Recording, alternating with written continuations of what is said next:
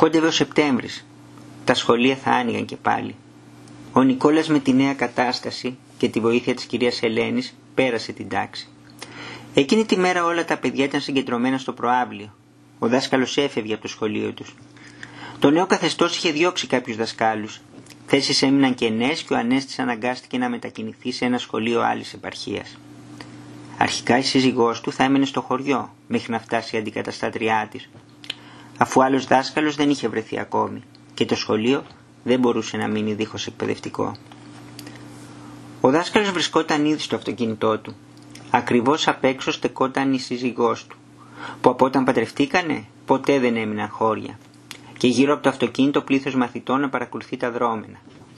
Ο δάσκαλος έβαλε ταχύτητα, πάτησε ελαφριά τον γκάζι, αφήνοντας το συμπλέκτη, κόρναρε για να φύγουν τα παιδιά από μπροστά, κάτι που αυτά προσέλευαν σαν χαιρετισμό και σήκωσαν όλα μαζί τα χέρια να τον ανταποδώσουν, ενώ τα περισσότερα ακολούθησαν και το αυτοκίνητο για λίγο.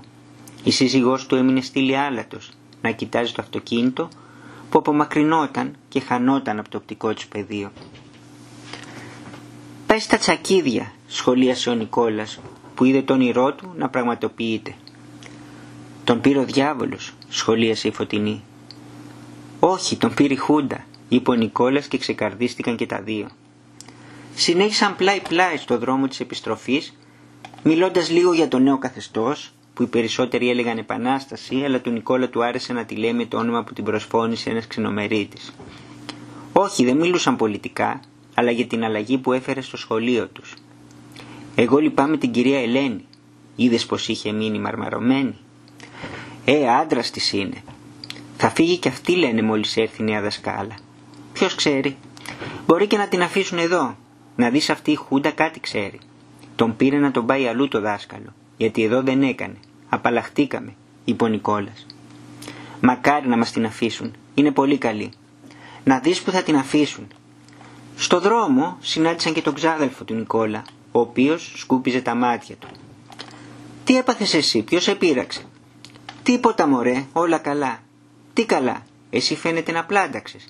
Τι μας λέει αυτός, ρε Φωτεινή?» Να, έφυγε ο δάσκαλος. Και γι' αυτό κλαις. Εσένα έδερνε περισσότερο από τον καθένα και σε άφησε και τόσες φορές στην ίδια τάξη. Εσύ να γιορτάζεις πρέπει». Ήταν δάσκαλός μας», αποκρίθηκε το παιδί.